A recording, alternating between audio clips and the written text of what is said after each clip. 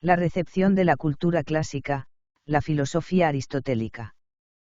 Textos fundamentales para la historia. Sinopsis. Esta obra nos relata la historia de la cultura clásica, enfocada en la filosofía aristotélica, con temas tan relevantes como, la quaestio, la dialéctica, la reacción antidialéctica, la vía media, la prueba ontológica de la existencia de Dios, la teoría tomista del conocimiento, la naturaleza de Dios, ley divina y ley natural, entre otros.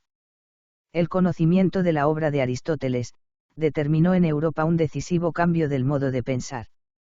En la escuela catedralicia o monacal, donde se impartían los 2 ciclos del trivium, gramática, retórica, lógica, y quadrivium, aritmética, astronomía, geometría, música, el método es puramente repetitivo y memorístico, no pretende sino la simple asimilación de un conocimiento preexistente, que se concibe como un corpus cerrado y completo. El siglo XI va a crear con la quaestio o disputa, el primer instrumento de análisis del conocimiento, al someter toda afirmación a una elaboración crítica. Abelardo codifica el método de la discusión teológica, dialéctica, al servicio de la búsqueda de la interpretación más probable. El sic et non contiene la primera formulación de la duda metódica, cuando dice por la duda llegamos a la búsqueda, buscando percibimos la verdad. La dialéctica, plenamente configurada con las sentencias de Pedro Lombardo, implica un decisivo cambio, y es el punto de arranque de un pensamiento occidental original, después de varios siglos de simple rememoración y repetición del legado del mundo clásico. La tendencia de la dialéctica a emanciparse de toda limitación dogmática, Berengario de Tours niega la transustanciación, por cuanto la sustancia no puede modificarse mientras los accidentes permanezcan invariables, determina una reacción de los representantes de la vieja escuela monacal, Pedro Damián, Manegold de Lautenbach, que se muestran dispuestos a renunciar al pensamiento original, si ha de ser a costa de poner en peligro la fórmula doctrinal. Pedro Damián afirmará que la dialéctica debe velut ancilla dominae quodam famulatus subservire obsequio. En la segunda mitad del siglo aparece una vía media que, sin renunciar a la dialéctica ni a su aplicación al conocimiento teológico, confía en la necesaria armonía final entre fe y razón. La escuela monástica de Bec, con Lanfranc y San Anselmo, es el punto de partida de esta tercera posición. San Anselmo se esforzará en establecer la relación entre conocimiento y fe al afirmar que ésta es necesaria para aquel. Fides quaerens intellectum será el título primero que dio a su proslogion, fórmula que se resume en el aforismo Credo ut intelligam. De aquí que su fundamental esfuerzo tenga como objeto la búsqueda de una prueba de la existencia de Dios al margen de todo conocimiento revelado, un argumento que para probarse no necesita de ningún otro fuera de sí mismo. El resultado es la conocida prueba ontológica. El siglo XIII conocerá, a pesar de la prohibición en Francia de la lectura en cátedra de la obra aristotélica, Sínodo de Sens de 1210, el definitivo triunfo del método dialéctico, cuya aplicación universal conduce a la elaboración de un tipo de obras, summae, que aspiran a un tratamiento completo de todas las cuestiones filosófico-teológicas, tratamiento dialéctico que implica una filosofización de la teología y cuyo más caracterizado representante es Tomás de Aquino. La obra de Santo Tomás consagra la cristianización de la filosofía aristotélica y ofrece un sistema completo de doctrina, de ente et essentia, summa contra gentiles, summa theologiae, post 1266, en que ofrece una teoría del conocimiento, una metafísica y una doctrina sociopolítica, en que por primera vez en el pensamiento cristiano no se necesita de la teología para llegar a formarse una idea de Dios y de la relación del hombre con Dios. La teoría del conocimiento tomista arranca de una concepción antropológica, distinta de la de San Agustín, por cuanto afirma la permanencia esencial de la naturaleza humana a través del pecado original, que sí privó al hombre de los dones preternaturales, inmortalidad, ciencia infusa, etc., no alteró de manera decisiva los dones naturales que recibiera en el momento de la creación. El resultado inmediato de tal proposición es afirmar la posibilidad de un conocimiento natural, racional, de la realidad y en última instancia de Dios, conocimiento que tiene su origen en los datos sensibles que proporcionan los sentidos, nihil est indio intellectu, nisi prius fuerit in Dio sensu. El dato primario del conocer es el reconocimiento de la realidad de las cosas, realidad que el hombre puede manipular merced a la razón. De la afirmación inicial de la realidad del ser deriva Santo Tomás una serie de principios o reglas universales del conocimiento, contradicción, causa eficiente y finalidad, que constituirán tanto necesidades del ser como normas del conocer. La metafísica tomista toma como punto de partida el ser, término que designa toda forma de realidad e incluso las características diferenciales que separan a unos seres de otros. Frente al carácter unívoco que conduce al monismo parmenídico, el ser es, el no ser no es, Santo Tomás afirma el carácter análogo, variable, y trascendente del ser, lo que le hizo formular el concepto de devenir como una nota característica del ser. El análisis del devenir descubre las dos posibilidades de la potencia y el acto como determinaciones del ser. El paso de la potencia al acto le lleva a definir la necesidad de una causa de la que el acto es efecto, nihil transit de potentia indio actum nisi per aliquo dens actu, fórmula que matiza hasta distinguir cuatro causas, eficiente, formal, material y final. Por último, el par de conceptos esencia y existencia servirá para explicar el paso de la potencia al acto como la realización existencial de la esencia. Partiendo de estas premisas deriva Santo Tomás la totalidad de su metafísica en la que interesan dos cuestiones fundamentales, el conocimiento de las esencias y el de Dios. El conocimiento de la realidad es para Santo Tomás conocimiento de las esencias, planteamiento que le lleva a enfrentarse con el fundamental problema metafísico de los universales, que para entonces había sido objeto de radicales antagonismos, entre los que, como Rossellino, negaban su realidad reduciéndolos a un flatus vocis y los que como San Agustín y San Buenaventura afirman la existencia real de las ideas en la mente divina. La tesis tomista, inspirada en Aristóteles, señala una vía media, el llamado realismo moderado, que descubre mediante un proceso de abstracción los universales, es decir, la esencia en el propio ser. De esta afirmación arrancará en definitiva la posibilidad de remontarnos de las criaturas y las cosas creadas hasta Dios, lo que permitirá completar la metafísica con una teología racional. El hombre, formado por alma y cuerpo, no puede alcanzar una intuición inmediata de una realidad que por ser totalmente espiritual no ofrece ningún dato sensible que pueda ser objeto de elaboración intelectual. Puede en cambio remontarse desde los efectos a la causa, hasta lograr, en un primer momento, probar la existencia de Dios mediante las conocidas 5 pruebas, motor inmóvil, causa incausada, ser necesario, ser perfecto y causa final, que no son sino el resultado de la aplicación de aquellas determinaciones metafísicas. Un paso más le permitirá describir, dentro de ciertos límites, la naturaleza de Dios como ser simple, uno, infinito, causa eficiente de las existencias y causa final de las esencias, de quien las criaturas proceden y a quien vuelven, están ordenadas, en tanto se conforman con su naturaleza o esencia. El movimiento de y hacia Dios está regido en todos sus momentos por la ley eterna, que no es sino la razón suprema existente en Dios, cuya naturaleza es precisamente el ser inteligencia pura y cuya actividad consiste precisamente en pensarse a sí mismo. De aquí se deriva el que todo sea racional en la divinidad y en sus relaciones con el mundo. No puede ocurrir que Dios haga cosas que Él no previó ni preordenó. El hombre pese a su condición de criatura participa en la ley eterna, aunque de manera imperfecta a través de la ley natural y colabora activa y libremente con Dios merced a un hábito, sindéresis, por el que la razón descubre el primer principio de acción, hay que hacer el bien y evitar el mal, valores que tienen un preciso sentido ético en cuanto determinados por la ley eterna, es decir, por la razón de Dios. El sistema tomista se completa con una descripción de la sociedad considerada como una de las manifestaciones del orden universal.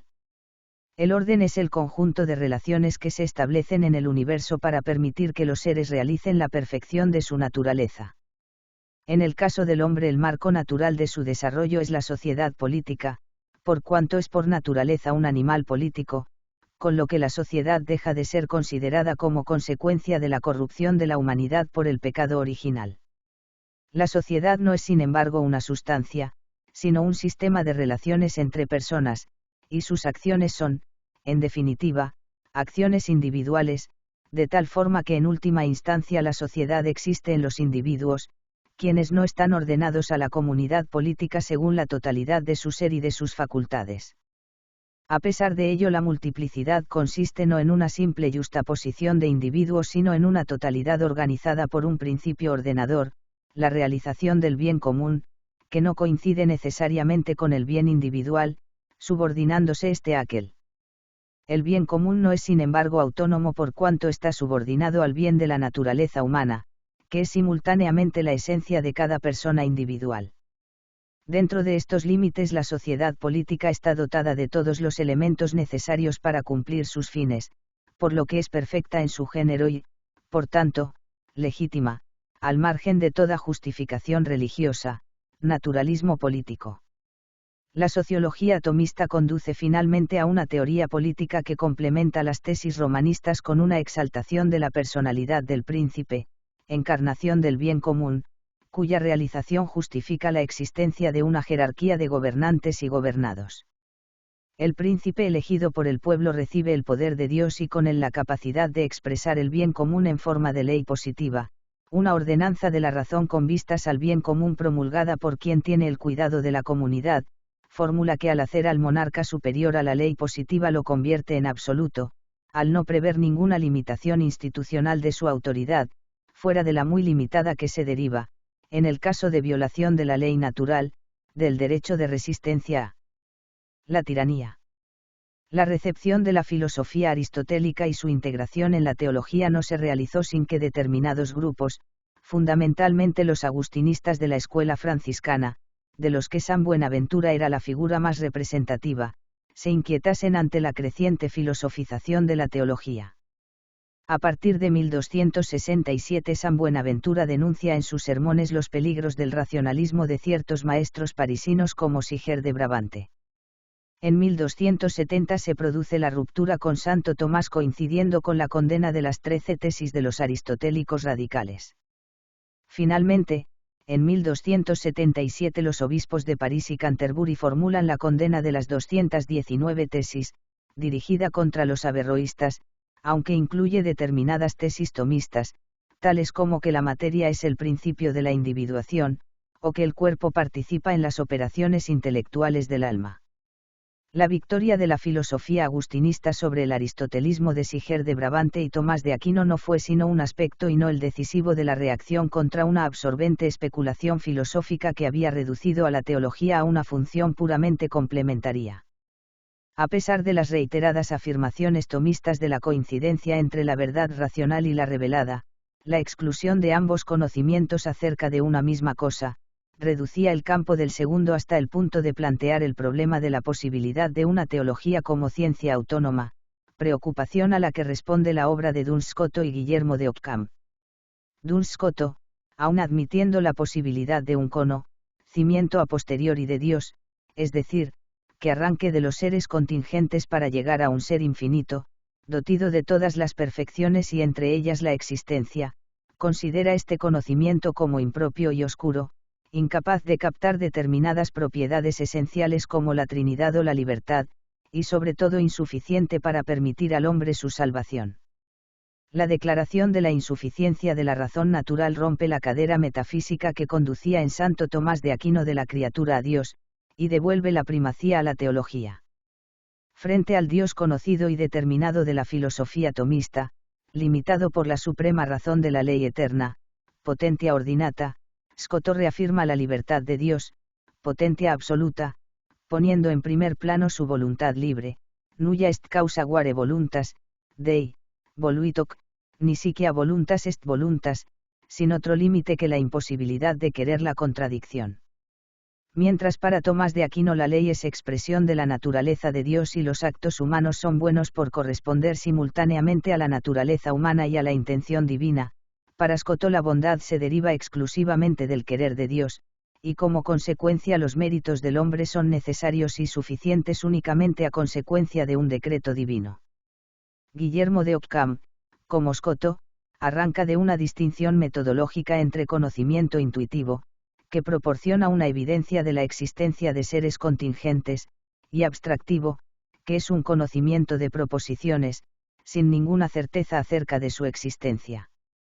Los universales, que habían servido al realismo tomista para remontarse, a través de la escala de los seres, hasta Dios, son reducidos a puro nombre, simple predicado para el que no es posible buscar una correspondencia real, lo que impide toda inferencia. El conocimiento de una cosa real jamás es causa suficiente para conocer otra cosa real. El nominalismo niega toda inteligibilidad de Dios, que ha dejado de ser causa primera, al mismo tiempo que rechaza la imagen agustiniana de un orden natural determinado por las ideas inmutables existentes en la mente de Dios, por considerar ambas fórmulas como limitaciones arbitrarias de la realidad divina. En su lugar postula la relatividad del orden, que deja de ser necesario para afirmar su dependencia exclusiva de la voluntad libre de Dios, que pudo haber creado otro distinto, siempre que no implicase contradicción. Deus potest facere omne quod non includit contradictionem. La vía moderna filosófica, con su escepticismo acerca de las posibilidades cognoscitivas de la razón y su preocupación por defender la libertad y omnipotencia divina, señala el comienzo de una nueva religiosidad, devotio moderna, de tendencia mística, y plantea el problema de la salvación individual, que constituirá el punto de partida de la Reforma. La quaestio. Una vez examinadas estas cosas, es de nuestro agrado reunir, según nos vengan llegando a la memoria, las distintas sentencias de los santos padres que por la contradicción que parecen tener puedan presentar algún problema que excite a los jóvenes lectores a la mejor práctica para tratar de descubrir la verdad y los vuelva con este ejercicio más perspicaces. Pues ciertamente esta es según definición la primera llave para la sabiduría, la constante o la frecuente duda y pregunta. El más perspicaz de todos los filósofos, Aristóteles, exhorta a los deseosos de conocer algo a que busquen con afán esta duda y así les dice: es difícil afirmar con seguridad algo si no ha sido examinado antes varias veces. Pues el dudar de cada cosa no es algo inútil, ya que al dudar empezamos a investigar y al investigar encontramos la verdad según lo que dice la verdad misma: buscad y hallaréis, llamad y se os abrirá, precepto que él mismo con su ejemplo nos enseñó al querer, cuando tenía 12 años, ser hallado preguntando en medio de los doctores, mostrándonos de este modo la figura del discípulo y no la del maestro cuando poseía la plena y perfecta sabiduría de Dios. Y al estar incluidas algunas sentencias de las Sagradas Escrituras, los lectores son atraídos tanto más a descubrir la verdad cuanto que es notoria la autoridad de la Sagrada Escritura. Y por esto hemos decidido poner en cabeza de esta obra nuestra, formada de sentencias extraídas de los libros de los Santos Padres y reunidas en un solo volumen, aquel decreto del Papa Gelasio sobre los libros auténticos para que haya seguridad de no haberse incluido aquí ninguna sentencia de libros apócrifos. Hemos añadido también el extracto de las retractaciones de San Agustín para que se vea que no hay tampoco nada de lo que él retractándose enmendó. Termina el prólogo. Empiezan las sentencias que tienen de común el parecer contradictorias. Y el autor por esta contradicción las llamó sic non. 2 acerca de que la fe trata solo de cosas visibles y, al contrario. 4 sobre que hay que creer en un solo Dios y que no. 5 que Dios no es uno solo y, al contrario. 6 que Dios es tripartito y que no. 10 que Dios ha de ser contado entre las demás cosas, es decir que es algo entre todo y que no. 11 que las personas divinas se diferencian entre sí y que no. 12 que en la Trinidad una persona es una sola persona junto con las demás y que no. 13 que Dios Padre es causa y principio del Hijo y que no. 17 que solo se puede llamar no creado al Padre y que no. 22 que solo el Hijo no es de la sustancia del Padre y, al contrario. 27 que la providencia de Dios es la causa de los acontecimientos y que no. 30 que los pecados también agradan a Dios y que no. 31 que Dios también es el creador y responsable de los malos y que no. 32 que Dios lo puede todo y que no. 45 que Dios no debe ser representado por imágenes corporales y, al contrario. 55 que solo Eva fue la seducida y que Adán no lo fue y, al contrario. 56 que el hombre al pecar perdió su libertad y que no. 66 que la humanidad y la divinidad parecen estar divididas en Cristo y que no. 73 que la humanidad de Cristo no creció en sabiduría y que solo poseía sabiduría en cuanto que era Dios y, al contrario.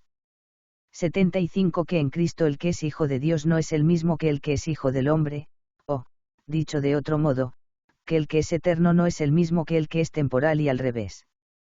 79 Que Cristo engañó y que no. 93 Que Pedro y Pablo y los restantes apóstoles son iguales y que no. 106 Que sin el bautismo de agua nadie puede salvarse y, al contrario. 113 Que sin el sacramento del altar también el bautismo solo basta y que no. 117 Acerca del sacramento del altar que es esencialmente la misma verdad de la carne y sangre de Cristo y, al contrario. 139 Que la gracia de Dios precede a nuestra buena voluntad y que no. 142 Que las obras de los santos no justifican al hombre y, al contrario. 148 Que lo que Dios perdona no lo exige más tarde y, al contrario. 152 Que sin confesión no se perdonan los pecados y, al contrario. 158 Que el castigo de los niños pequeños no bautizados es muy suave comparado con el de los restantes condenados y que no. La dialéctica. Empieza a demostrar de qué manera se puede conocer al Creador a través de las criaturas. Pues el apóstol dice, Rom. Y las cosas invisibles de Dios se conocen a través de las criaturas del mundo y por las cosas hechas se ven las pensadas, es eterna su virtud y divinidad. Al hombre se le conoce a través de las criaturas del mundo a causa de la superioridad con que sobresale entre todas las criaturas, o por la armonía que guarda con todas ellas. Pues el hombre puede contemplar las cosas invisibles de Dios por medio de su inteligencia o, mejor dicho, las contempló a través de las cosas que han sido hechas, es decir, a través de las criaturas visibles e invisibles. El hombre ha recibido ayuda para conocer la verdad de dos partes, por un lado, de la naturaleza que es racional y por otro de las obras de Dios. Y por eso el apóstol dijo, porque Dios se lo reveló, es decir, al crear las cosas, en cuya obra brilla una especie de revelación. Primer razonamiento, o modo de cómo puede conocerse a Dios. Como dice Ambrosio, Dios que es invisible por naturaleza puede conocerse también a través de las cosas visibles, pues hizo una obra que, al ser visible, está señalando a su autor, y por eso a través de lo cierto se puede conocer lo incierto y se puede creer que Dios hizo todo lo que no puede ser hecho por el hombre. Así pues, pudieron conocer o pueden conocer que el que hizo lo que ninguna criatura puede hacer ni destruir, está por encima de toda criatura. Que se acerque cualquier criatura y haga otro cielo y otra tierra. Diré que es Dios. Pero puesto que nadie puede hacerlo, es evidente que el que lo hizo está sobre toda criatura, y que por esto la inteligencia humana puede conocer que Él es Dios. Segundo razonamiento por el que puede ser conocido. De otro modo pudieron conocer la verdad de Dios. Como dice Agustín en el libro de Cib. Dei. Los grandes filósofos vieron que nada corporal podía ser Dios y por ello buscando a Dios fueron más allá de todos los cuerpos. Vieron también, que lo que es mudable no puede ser Dios, ni el principio de todo y por eso pasaron más allá de toda alma y espíritu mudable. Después vieron que lo que es mudable no puede existir si no es sostenido por lo que es inmutable y simple. Y, así pues, llegaron a Dios y lo conocieron y supieron que era Él, el que había hecho lo que nadie puede hacer. Tercer razonamiento. Vieron que todo lo que hay en los seres o es cuerpo o es espíritu y que es mejor el espíritu que el cuerpo, y aún mucho mejor el que hizo el espíritu y el cuerpo. Cuarto razonamiento. Entendieron que la característica del cuerpo es la de ser sensible y la del espíritu la de ser inteligible y dieron preferencia a lo inteligible sobre lo sensible. Llamamos cosas sensibles a las que podemos apreciar por la vista y el tacto corporales, e inteligibles a las que pueden ser comprendidas por la inteligencia. Y como en su aspecto, tanto el cuerpo como el alma son cosas de apariencia más o menos vistosa, pero que si carecen de esta apariencia dejarían de existir, comprendieron que había algo en donde habían sido creadas aquellas apariencias vistosas, donde está la primera o inmutable y por consiguiente incomparable belleza, y creyeron rectamente que aquello era el principio de las cosas, lo que no ha sido hecho y de donde todo fue hecho. He aquí de cuántas maneras se puede conocer la verdad de Dios. Así pues, siendo Dios una sola y simple esencia, que no está formada de ninguna diversidad de partes o accidentes, por eso es por lo que dice el apóstol, las cosas invisibles de Dios, Porque de varias maneras se conoce la verdad de Dios, a través de todo lo que ha sido creado. De la continuidad, pues, de las criaturas, se deduce que su Creador es eterno, de su grandeza, que es omnipotente, de su orden, que es sabio, de su dirección, que es bueno. Todas estas cosas, pues, son razonamientos para demostrar la unidad de la divinidad. La reacción antidialéctica.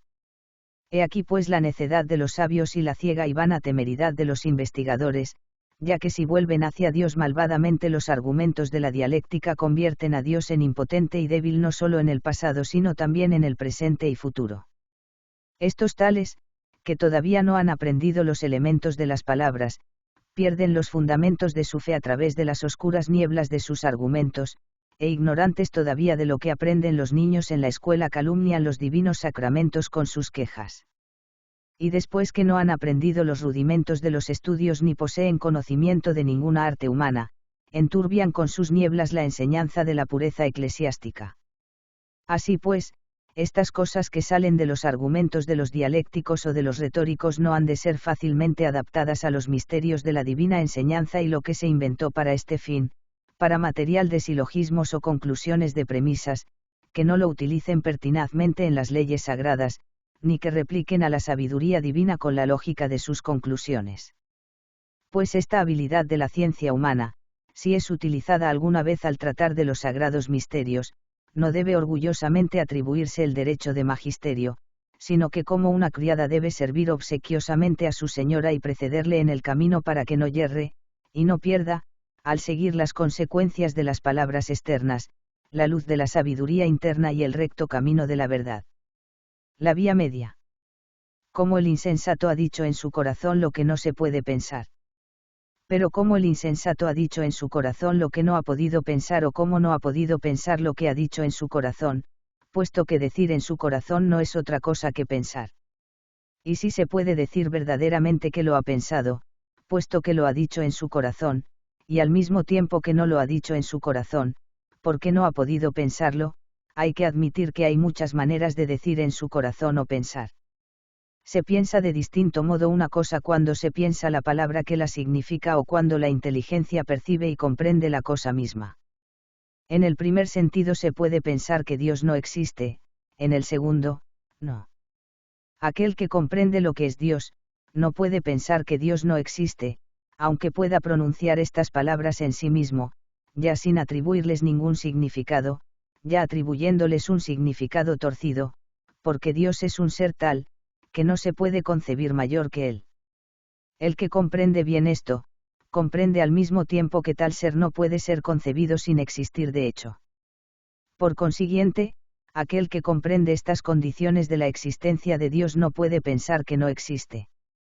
Gracias, pues, te sean dadas, oh Señor.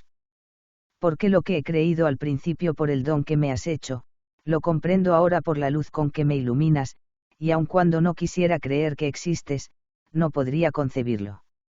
La prueba ontológica de la existencia de Dios. Que Dios existe verdaderamente, aunque el insensato haya dicho en su corazón, Dios no existe. Así, pues, oh Señor, tú que das la inteligencia de la fe, concédeme, en cuanto este conocimiento me puede ser útil, el comprender que tú existes, como lo creemos, y que eres lo que creemos. Creemos que encima de ti no se puede concebir nada por el pensamiento. Se trata, por consiguiente, de saber si tal ser existe, porque el insensato ha dicho en su corazón, no hay Dios.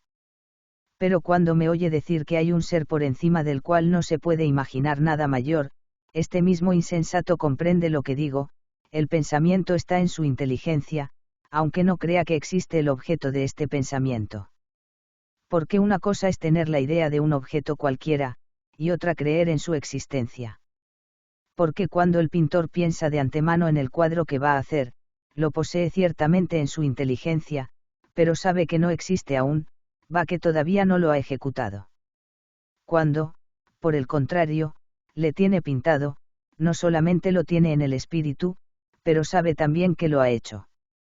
El insensato tiene que convenir en que tiene en el espíritu la idea de un ser por encima del cual no se puede imaginar ninguna otra cosa mayor, porque cuando oye enunciar este pensamiento, lo comprende, y todo lo que se comprende está en la inteligencia, y sin duda ninguna este objeto por encima del cual no se puede concebir nada mayor, no existe en la inteligencia solamente, porque, si así fuera, se podría suponer, por lo menos, que existe también en la realidad, nueva condición que haría aún ser mayor que aquel que no tiene existencia más que en el puro y simple pensamiento. Por consiguiente, si este objeto por encima del cual no hay nada mayor estuviese solamente en la inteligencia, sería, sin embargo, tal, que habría algo por encima de él, conclusión que no sería legítima. Existe, por consiguiente, de un modo cierto, un ser por encima del cual no se puede imaginar nada, ni en el pensamiento ni en la realidad. La teoría tomista del conocimiento. En lo que confesamos de Dios hay un doble modo de verdad.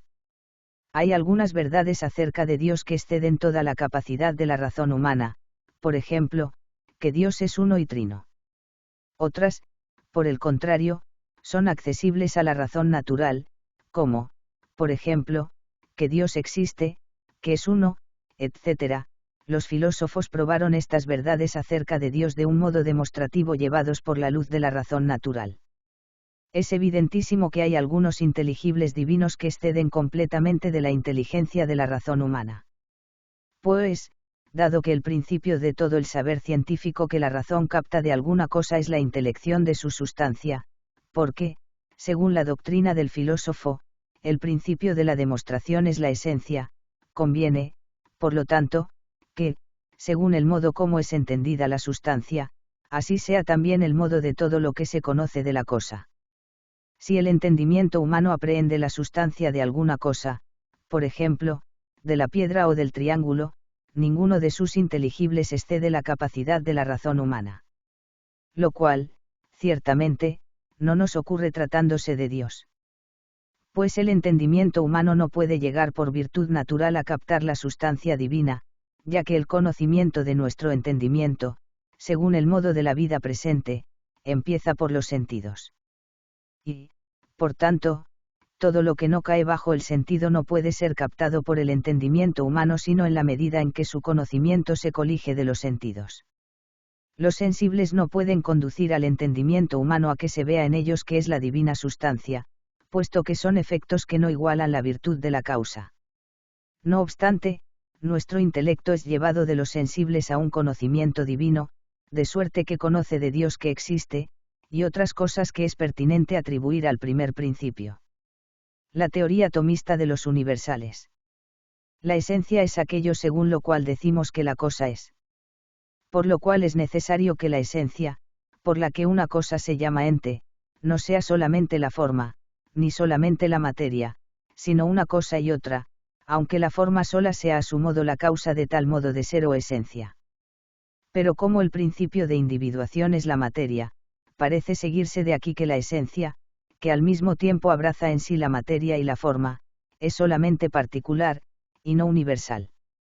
De esto se deduciría que los universales no tienen definición, si la esencia es aquello que se significa por la definición.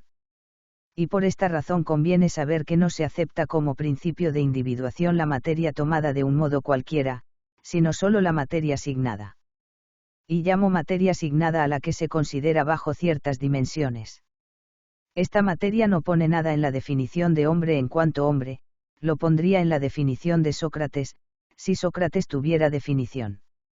En la definición de hombre entra la materia no signada, pues en esta definición no se pone este hueso y esta carne, sino el hueso y la carne en absoluto, que son la materia no signada del hombre. Así, tampoco puede decirse que el género, especie o diferencia convenga a la esencia en cuanto es cierta cosa fuera de las cosas singulares, como afirmaban los platónicos, porque entonces el género y la especie no se predicarían de este individuo, pues no puede decirse que Sócrates sea lo que está separado de él, y aquello separado no aprovecha para el conocimiento de la cosa singular signada. Y por esta razón queda claro que la cualidad de género, especie o diferencia conviene a la esencia en cuanto significa totalidad, como sucede con el nombre de hombre o de animal, conforme implícita e indistintamente contiene todo lo que hay en el individuo.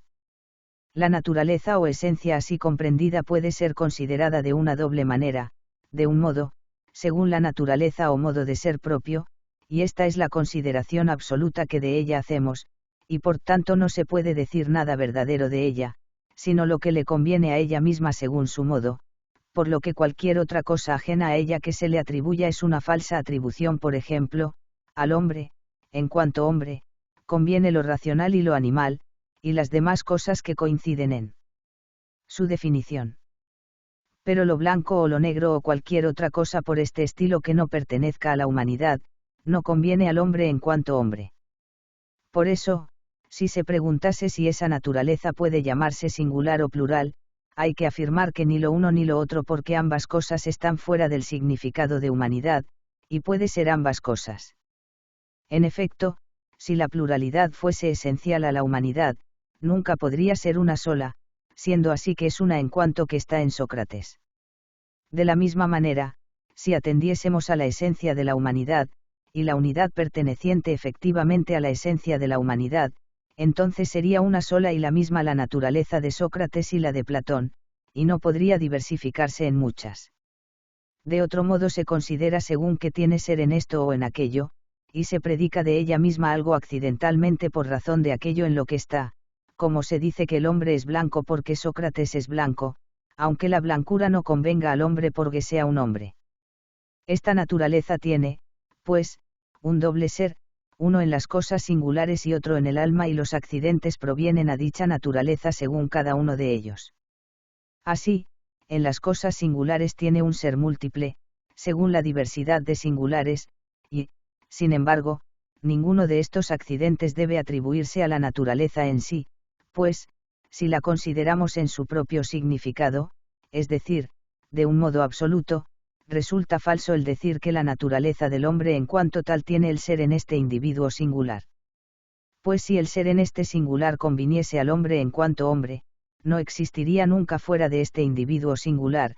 Del mismo modo, si conviniese al hombre, en cuanto hombre, no estar en un individuo singular, nunca sería en él. Pero es verdadero el afirmar que el hombre, en cuanto hombre, no tiene por qué estar en este o en aquel singular. Pues está claro que la naturaleza del hombre, considerada en absoluto, prescinde de cualquier ser, de modo que no se haga determinación de ninguno de ellos, y esta naturaleza así considerada es la que se predica de todos los individuos. Pero, sin embargo, no puede afirmarse que el sentido de universal convenga a la naturaleza así considerada, porque pertenecen a lo universal la unidad y la comunidad. Ni una ni otra de estas conviene a la naturaleza humana según su consideración absoluta, pues si la pluralidad estuviese en el significado del hombre, en donde se encuentra la humanidad se encontraría la pluralidad, y esto es falso, porque en Sócrates no se encuentra ninguna pluralidad, sino que todo lo que existe en él está individualizado. Por la misma razón, tampoco se puede decir que el género se halle en la naturaleza humana según aquel ser que tiene en los individuos, puesto que no se encuentra la naturaleza humana unificada en los individuos, de tal forma que sea algo único perteneciente a cada uno, lo que exigiría un sentido universal. Por lo tanto, hemos de afirmar que la especie no se halla en la naturaleza humana según el modo de ser que tiene en el entendimiento. Pues el ser de la naturaleza se halla en el entendimiento abstraído de todas las individualidades, y tiene un valor uniforme para todos los individuos que están fuera de la mente, en cuanto esencialmente es la imagen de todos, y esta naturaleza nos lleva al conocimiento de todos en cuanto son hombres. Y porque tiene tal relación a todos los individuos, la inteligencia descubre el valor de la especie y se la atribuye así. Pruebas de la existencia de Dios. La existencia de Dios se puede demostrar por 5 vías. La primera y más clara se funda en el movimiento. Es innegable y consta por el testimonio de los sentidos, que en el mundo hay cosas que se mueven. Pues bien, todo lo que se mueve es movido por otro, ya que nada se mueve más que en cuanto está en potencia respecto a aquello para lo que se mueve. En cambio, mover requiere estar en acto, ya que mover no es otra cosa que hacer pasar algo de la potencia al acto, y esto no puede hacerlo más que lo que está en acto, a la manera como lo caliente en acto, 5 grano. El fuego, hace que un leño, que está caliente en potencia, pase a estar caliente en acto. Ahora bien, no es posible que una misma cosa esté, a la vez, en acto y en potencia respecto de lo mismo, sino respecto a cosas diversas. Lo que, 5 grano, es caliente en acto, no puede ser caliente en potencia, sino que en potencia es, a la vez, frío. Es, pues, imposible que una cosa sea por lo mismo y de la misma manera motor y móvil, como también lo es que se mueva a sí misma. Por consiguiente, todo lo que se mueve, es movido por otro. Pero, si lo que mueve a otro es, a su vez, movido, es necesario que lo mueva un tercero, y a este otro. Mas no se puede seguir indefinidamente, porque así no habría primer motor y, por consiguiente, no habría motor alguno, pues los motores intermedios no mueven más que en virtud del movimiento que reciben del primero, lo mismo que un bastón nada mueve si no lo impulsa la mano. Por consiguiente, es necesario llegar a un primer motor que no sea movido por nadie, y este es el que todos entienden por Dios. La segunda vía se basa en la causalidad eficiente. Hallamos que en este mundo de lo sensible hay un orden determinado entre las causas eficientes, pero no hallamos que cosa alguna sea su propia causa, pues en tal caso habría de ser anterior a sí misma, y esto es imposible. Ahora bien, tampoco se puede prolongar indefinidamente la serie de las causas eficientes, porque siempre que hay causas eficientes subordinadas, la primera es causa de la intermedia, sea una o muchas, y esta causa de la última, y puesto que, suprimida una causa, se suprime su efecto, si no existiese una que sea la primera, tampoco existiría la intermedia ni la última. Sí, pues, se prolongase indefinidamente la serie de causas eficientes, no habría causa eficiente primera y, por tanto, ni efecto último ni causa eficiente intermedia, cosa falsa a todas luces. Por consiguiente, es necesario que exista una causa eficiente primera, a la que todos llaman Dios. La tercera vía considera al ser posible o contingente y al necesario y puede formularse así. Hallamos en la naturaleza cosas que pueden existir o no existir, pues vemos seres que se producen y seres que se destruyen y, por tanto, hay posibilidad de que existan y de que no existan. Ahora bien, es imposible que los seres de tal condición hayan existido siempre, ya que lo que tiene posibilidad de no ser hubo un tiempo en que no fue. Sí, pues, todas las cosas tienen la posibilidad de no ser, hubo un tiempo en que ninguna existía. Pero, si esto es verdad, tampoco debiera existir ahora cosa alguna, porque lo que no existe no empieza a existir más que en virtud de lo que ya existe y, por tanto, si nada existía, fue imposible que empezase a existir cosa alguna y, en consecuencia, ahora no habría nada, cosa evidentemente falsa. Por consiguiente, no todos los seres son posible o contingentes, sino que entre ellos forzosamente ha de haber alguno que sea necesario. Pero el ser necesario o tiene la razón de su necesidad en sí mismo o no la tiene. Si su necesidad depende de otro, como no es posible, según hemos visto al tratar de las causas eficientes, aceptar una serie indefinida de cosas necesarias, es forzoso que exista algo que sea necesario por sí mismo y que no tenga fuera de sí la causa de su necesidad, sino que sea causa de la necesidad de los demás, a lo cual todos llaman Dios. La cuarta vía considera los grados de perfección que hay en los seres. Vemos en los seres que unos son más o menos buenos, verdaderos y nobles que otros, y lo mismo sucede con las diversas cualidades. Pero el más o el menos se atribuye a las cosas según su diversa proximidad a lo máximo, y por esto se dice lo más caliente de lo que más se aproxima al máximo calor. Por tanto, ha de existir algo que sea verísimo, nobilísimo y óptimo, y por ello ente o ser supremo, pues, como dice el filósofo, lo que es más verdad es máxima entidad. Ahora bien, lo máximo en cualquier género es causa de todo lo que en aquel género existe, y así el fuego que tiene el máximo calor, es causa del calor de todo lo caliente, según dice Aristóteles. Existe, por consiguiente, algo que es para todas las cosas causa de su ser, de su bondad y de todas sus perfecciones, y a esto llamamos Dios. La quinta vía se toma del gobierno del mundo. Vemos, en efecto, que cosas que carecen de conocimiento, como los cuerpos naturales, obran por un fin, como se comprueba observando que siempre, o casi siempre, obran de la misma manera para conseguir lo que más conviene, por donde se comprende que no van a su fin obrando al acaso, sino intencionadamente.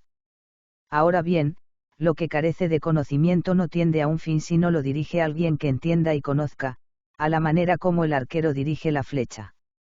Luego existe un ser inteligente que dirige todas las cosas naturales a su fin, y a este llamamos Dios. La naturaleza de Dios. Alrededor del siglo IX, que Dios es simple. De todo esto se deduce que el primer motor es necesariamente simple. Porque en toda composición tiene que haber dos cosas que sean entre sí como la potencia y el acto.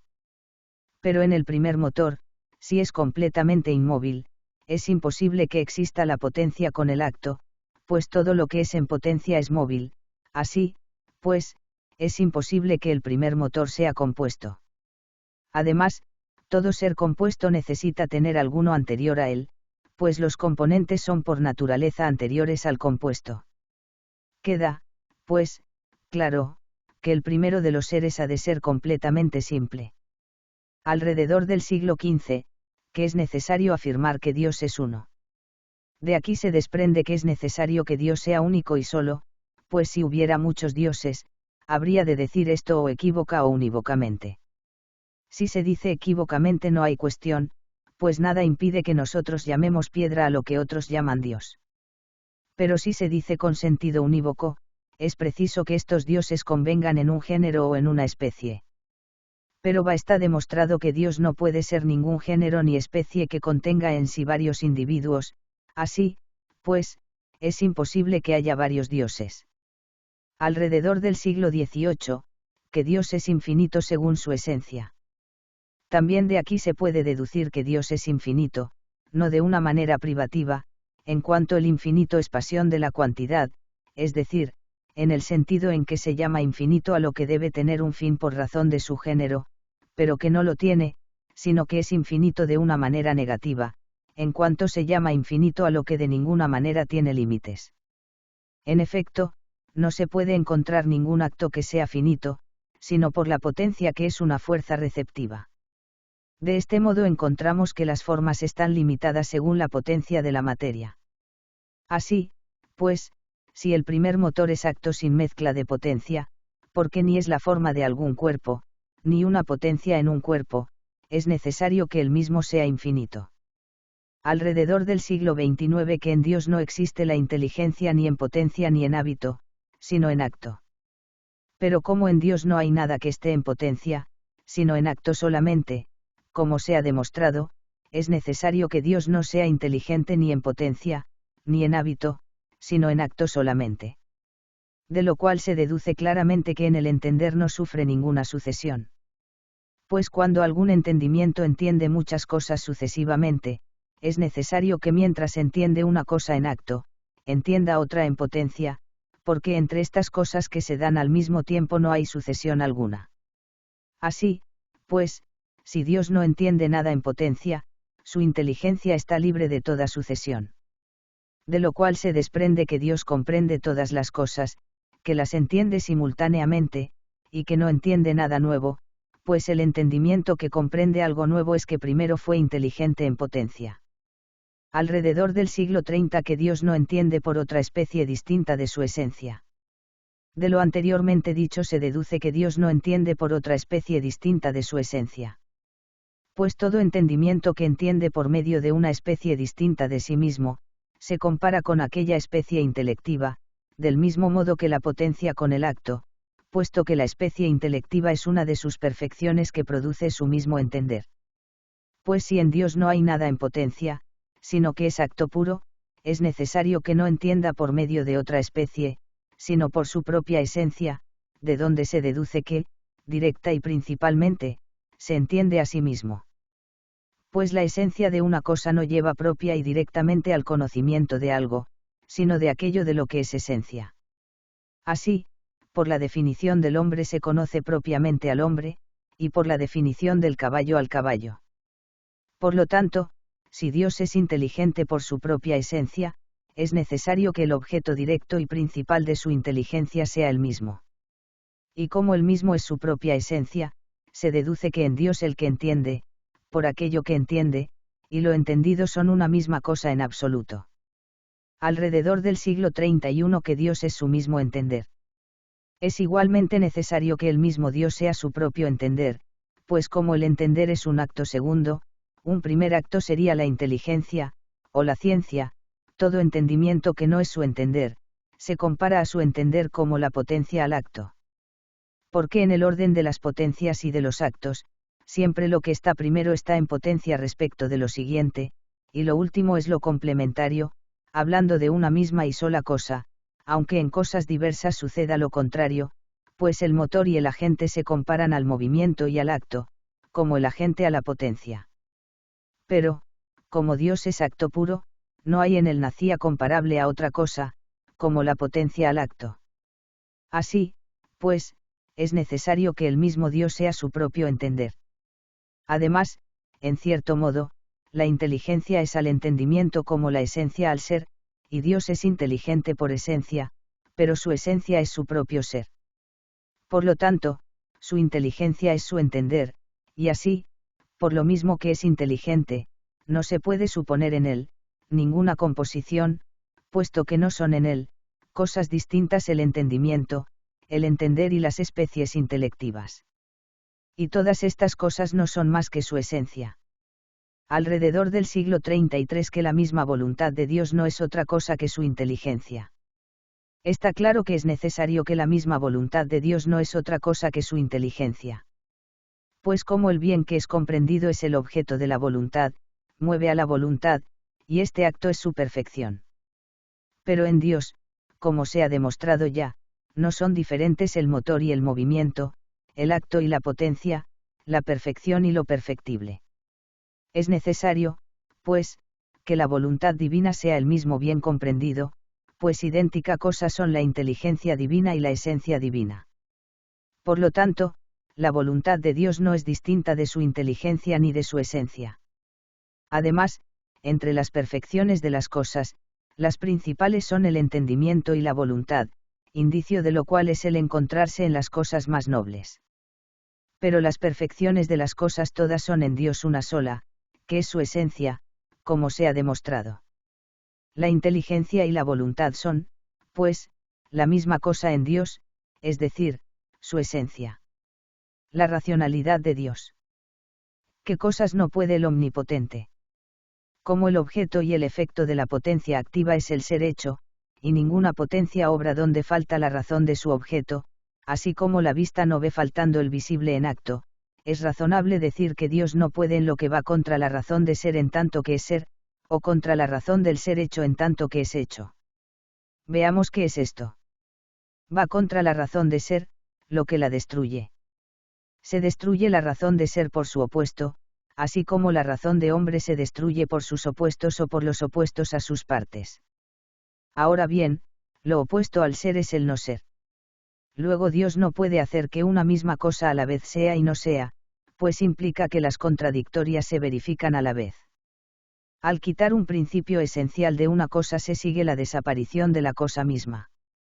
Sí, pues, Dios no puede hacer que una cosa a la vez sea y no sea, tampoco puede hacer que falte a una cosa uno de sus principios esenciales, y, no obstante, permanezca la misma. 5 grano. Que el hombre no tenga alma. Siendo así que los principios de algunas ciencias, como la lógica, la geometría y la aritmética, se toman solamente de los principios formales de las cosas, de los cuales depende la esencia de la cosa, síguese que Dios no puede hacer lo contrario a estos principios. 5 grano, que el género no sea predicable de la especie, o que las líneas trazadas desde el centro a la circunferencia no sean iguales, o que el triángulo rectilíneo no tenga los 3 ángulos iguales a 2 rectos.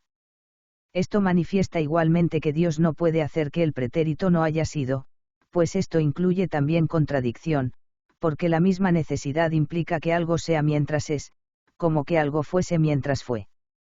Como él obra por voluntad, no puede hacer lo que es imposible que quiera. ¿Qué cosas es imposible que quiera?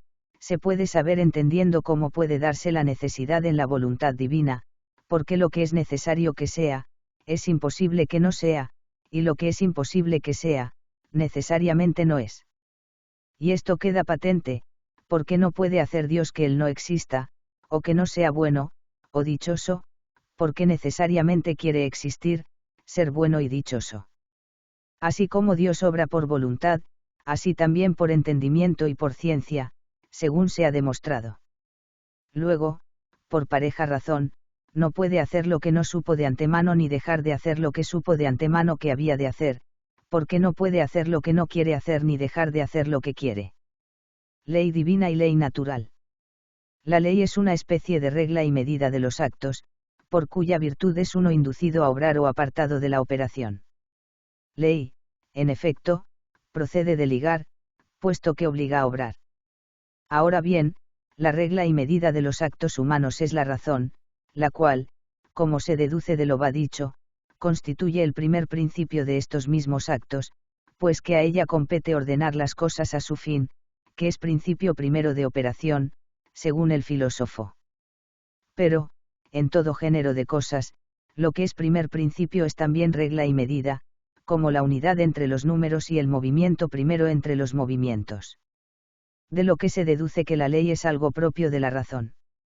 Como ya dijimos, la ley no es más que el dictamen de la razón práctica en el soberano que gobierna una sociedad perfecta.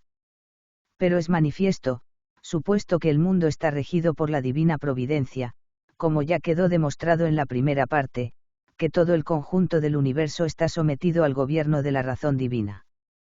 Por consiguiente, esa razón del gobierno de todas las cosas, existente en Dios como en supremo monarca del universo, tiene carácter de ley. Y como la razón divina no concibe nada en el tiempo, sino que su concepción es eterna, por fuerza la ley de que tratamos debe llamarse eterna. Siendo la ley, como ya hemos dicho, regla y medida, puede encontrarse en un sujeto de dos maneras, como en sujeto activo, que regula y mide, o como en sujeto pasivo, regulado y medido, porque una cosa participa de una regla y medida en cuanto es regulada y medida por ella. Por eso, como todas las cosas, que están sometidas a la divina providencia, sean reguladas y medidas por la ley eterna, como consta por lo dicho, es manifiesto que todas las cosas participan de la ley eterna de alguna manera, a saber, en cuanto que por la impresión de esa ley tienen tendencia a sus propios actos y fines. La criatura racional, entre todas las demás, está sometida a la divina providencia de una manera especial, ya que se hace partícipe de esa providencia, siendo providente sobre sí y para los demás. Participa, pues, de la razón eterna, ésta le inclina naturalmente a la acción de vida y al fin. Y semejante participación de la ley eterna en la criatura racional se llama ley natural. Naturaleza política del hombre. Mas, porque según ya dijimos el hombre es animal naturalmente sociable que vive entre otros muchos, se halla en él una semejanza de gobierno divino. En el hombre debe haber un triple orden. Uno como comparación a la norma de la razón en cuanto, a saber, todas las acciones y pasiones nuestras deben acomodarse a la norma de la razón. Otro orden por comparación a la norma de la ley divina, por lo cual el hombre debe ser dirigido siempre. Y si el hombre fuera naturalmente un animal solitario, este doble orden bastaría, pero porque el hombre es naturalmente un animal político y social, como se prueba en 1 Polit, por esto precisamente es por lo que hay un tercer orden, por el cual el hombre está ordenado a los otros hombres, con quienes debe convivir. El bien común. Pues precisamente es manifiesto que todo agente obra por un fin, porque cualquier agente tiende a algo determinado. Y eso a lo cual tiende determinadamente el agente debe serle conveniente, pues no tendería a ello sino en razón de alguna conveniencia con él. Y lo que es conveniente a alguno es bueno para él. Luego todo agente obra por un bien. Además, el bien particular se ordena al bien común como a su fin, pues el ser de la parte se ordena al ser del todo, por lo cual también el bien de un pueblo es superior al bien de un solo hombre. Si la ley se ordena siempre al bien común. Dificultades. Parece que la ley no siempre tiene por fin el bien común. 1. A la ley pertenece ordenar y prohibir. Pero los mandatos recaen a veces sobre bienes particulares. Luego la ley no siempre tiene por fin el bien común. 2. La ley dirige al hombre en sus acciones. Pero los actos humanos se ejercen sobre cosas particulares. Luego también la ley se ordena a algo particular. 3. Dice San Isidoro, si la ley es tal como la razón, será ley todo lo que la razón establezca. Ahora bien, a la razón toca ordenar no solamente lo que se refiera al bien común, sino también lo que afecta al bien privado o particular. Luego no mira solo al bien común sino también promulga mirando al bien particular. Por otra parte, dice San Isidoro, la ley no se ordena a ningún provecho particular, sino a la utilidad común de los ciudadanos. Respuesta. Hemos dicho que la ley, como norma y medida de los actos humanos, pertenece a aquello que es principio de esos mismos actos.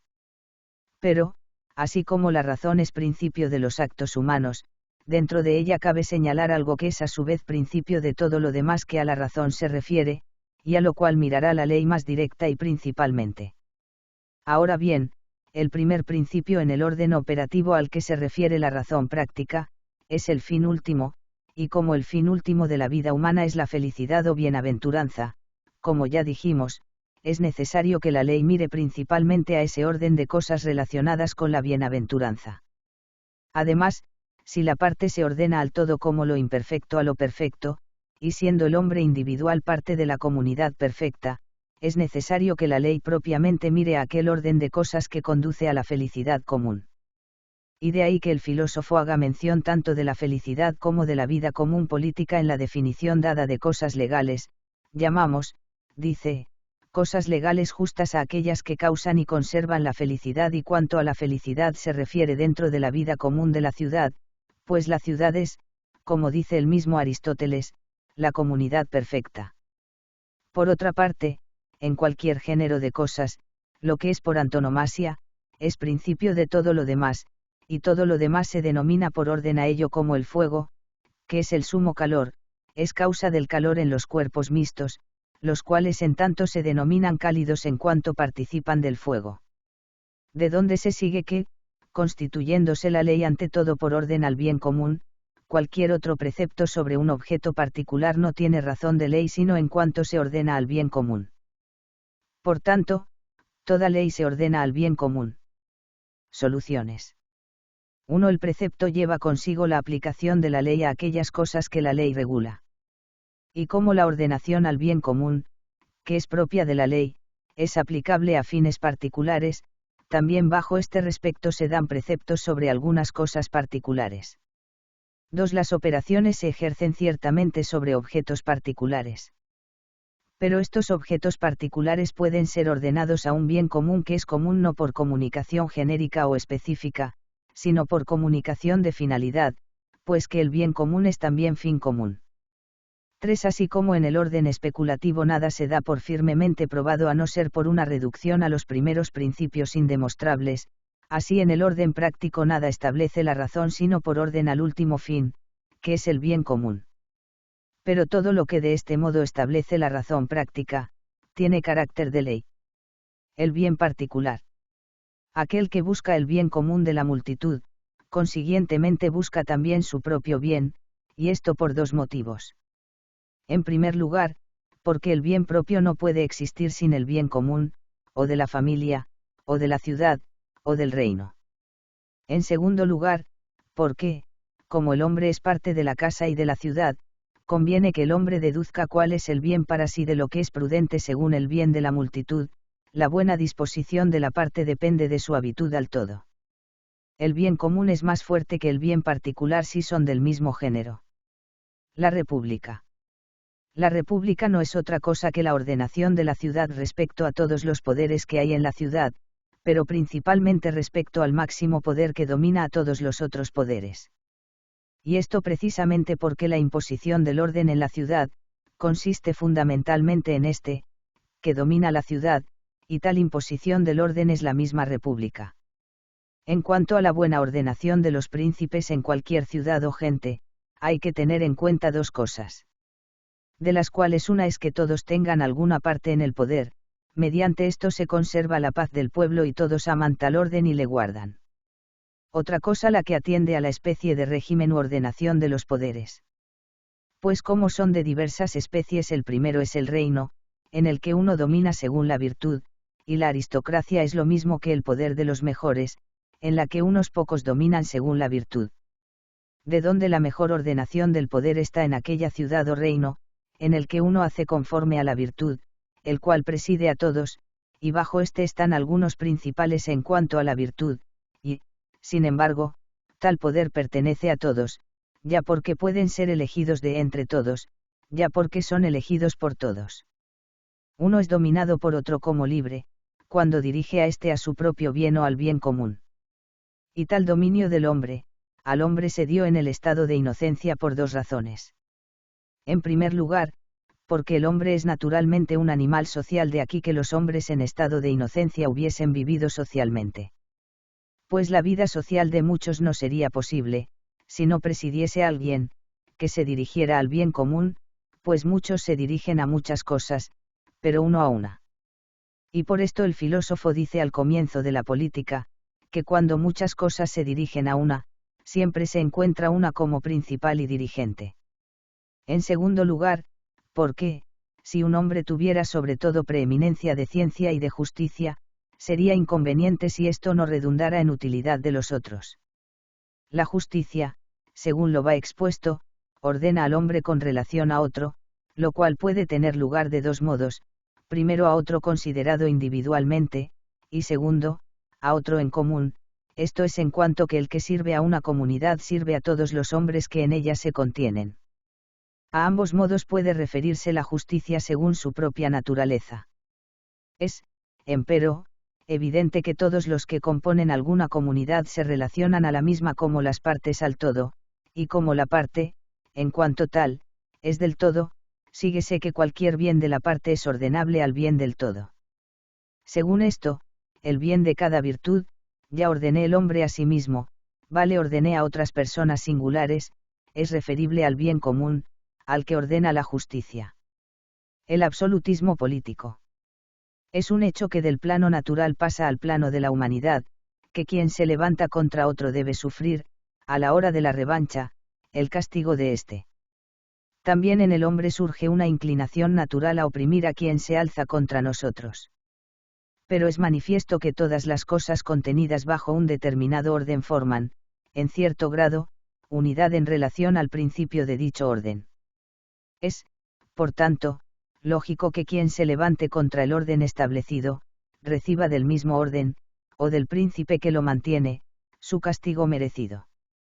Después se debe disponer el gobierno de la República de manera que al rey que hubiesen instituido se le quite ocasión de tiranizar, y justamente moderar su potestad, para que no pueda fácilmente inclinar a la tiranía, y para que esto sea, se considerará lo que adelante iremos diciendo. Finalmente se debe cuidar de lo que se haría si el rey se convirtiese en tirano, como puede suceder, y sin duda que, si la tiranía no es excesiva, que es más útil tolerarla remiso por algún tiempo que, levantándose contra el tirano, meterse en varios peligros que son más graves que la misma tiranía. Condena de las 219 proposiciones. Errores filosóficos. Sobre la naturaleza de la filosofía. 1. Que no hay situación más excelente que el estudio de la filosofía.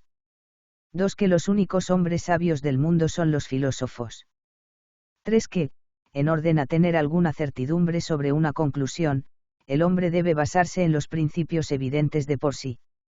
La declaración es errónea porque se refiere de forma general tanto a la certidumbre de aprehensión como a la de adhesión. 4. Que nadie puede sostener nada a menos de que sea evidente de por sí o pueda demostrarse a partir de principios evidentes de por sí. 5. Que el hombre no puede contentarse con el principio de autoridad para tener certidumbre acerca de alguna cuestión. 6. Que no hay racionalmente cuestión disputable que el filósofo no deba disputar y determinar, ya que las razones se derivan de las cosas. Pertenece a la filosofía, en una u otra de sus partes, considerar todas las cosas. 7. Que, además de las disciplinas filosóficas, son necesarias todas las ciencias, aunque éstas solamente en razón de la costumbre humana. Sobre la posibilidad del conocimiento de Dios. 8. Que nuestro intelecto por su poder natural puede alcanzar un conocimiento de la causa primera. Esto no suena bien y es falso si lo que significa es el conocimiento inmediato. 9. Que podemos conocer a Dios en su esencia en esta vida mortal. 10 que no puede conocerse nada sobre Dios excepto que existe. 27 que la primera causa no puede hacer más que un solo mundo. 42 que Dios no puede multiplicar individuos de la misma especie sin materia.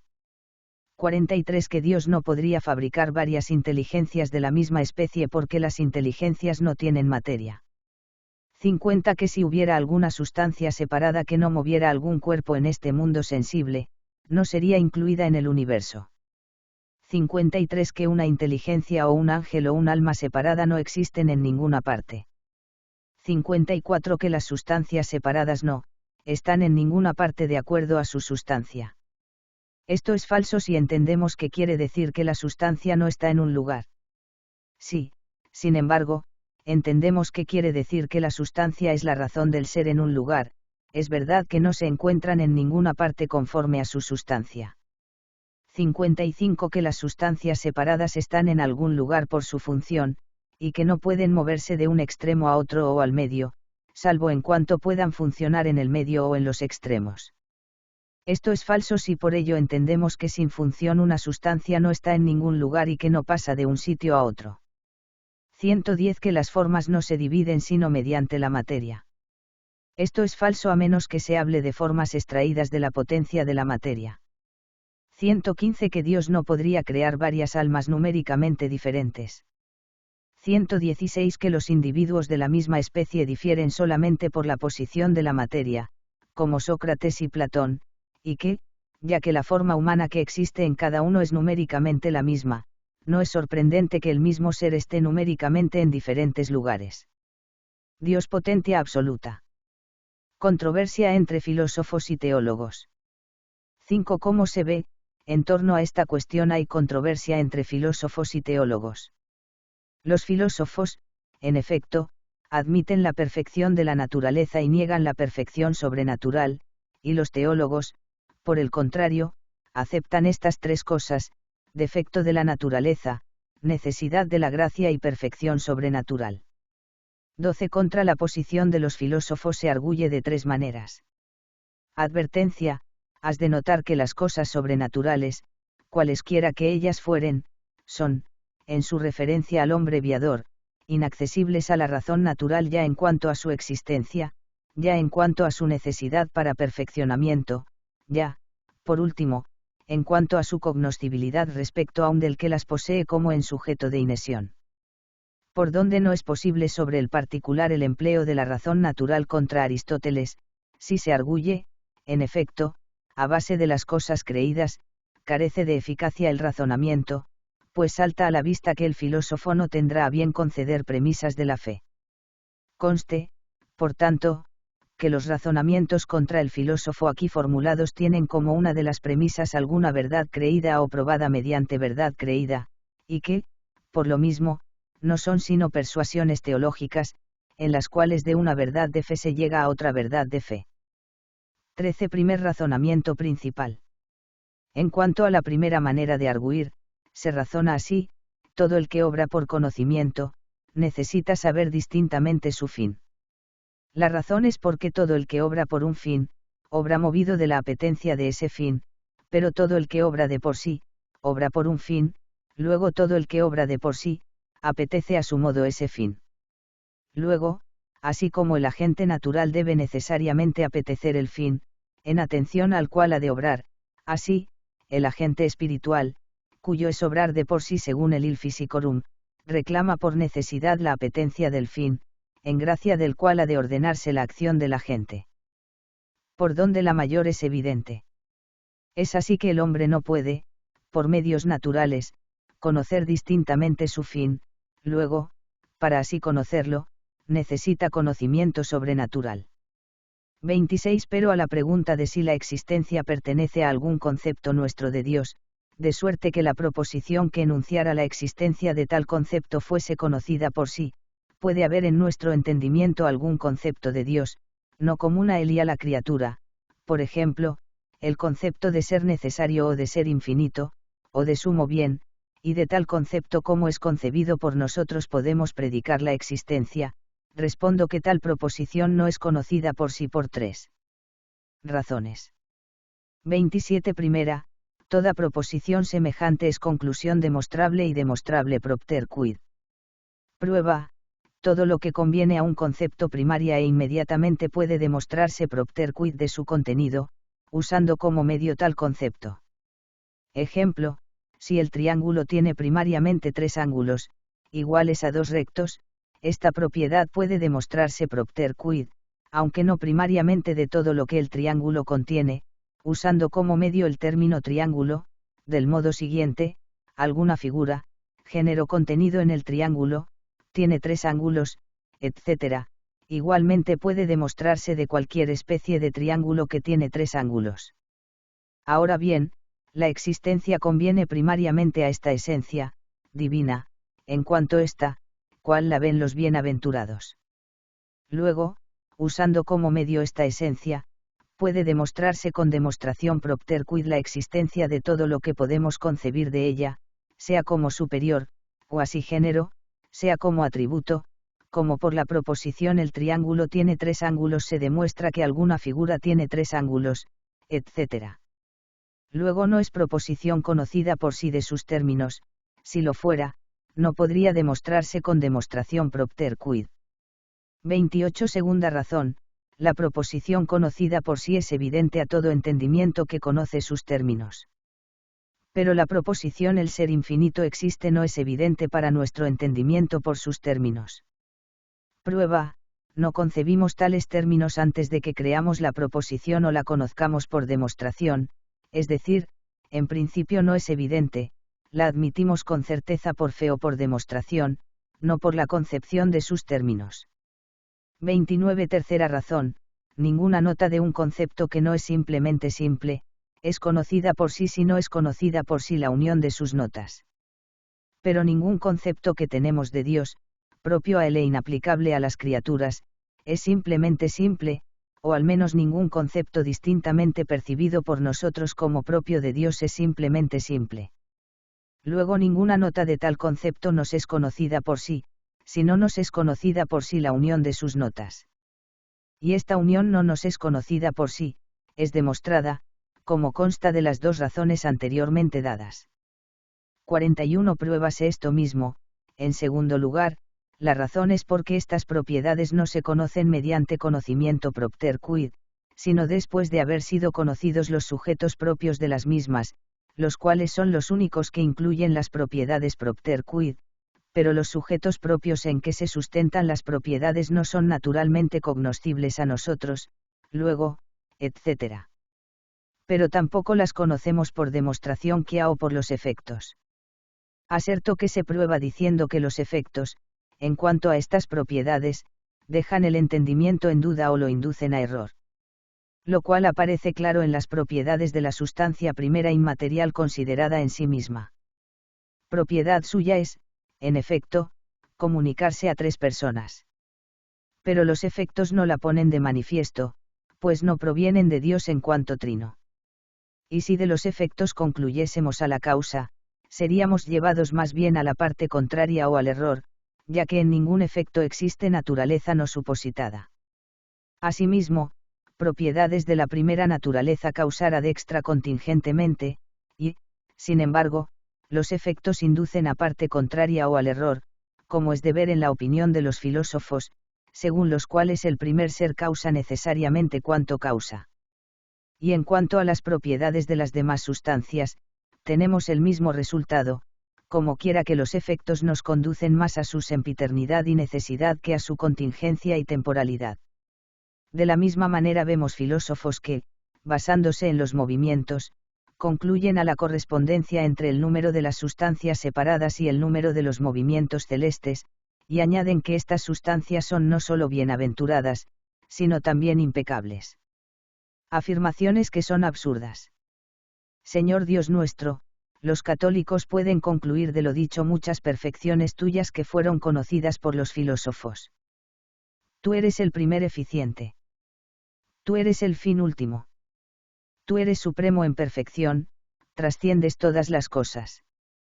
Tú eres completamente incausado, por tanto, ingenerable e incorruptible, mas, eres absolutamente incapaz de no ser, pues eres intrínsecamente necesario, y, Por consiguiente, eres eterno, porque posees simultáneamente interminabilidad de duración sin potencia a la sucesión, pues solo puede darse sucesión en lo que es causado continuamente o al menos depende de otro en el ser, dependencia que está lejos de un ser que es intrínsecamente necesario. Tú eres viviente con vida nobilísima, porque eres dotado de inteligencia y voluntad. Tú eres feliz, mas, eres esencialmente felicidad, porque eres comprensión de ti mismo. Tú eres visión clara y dilección deleitabilísima de ti, y aunque eres feliz en ti solo y te bastas sumamente, con todo entiendes todo lo inteligible simultánea y actualmente. Tú puedes simultánea, contingente y libremente querer, y, queriendo, causar todo lo causable. Por consiguiente, tu poder es verísimamente infinito.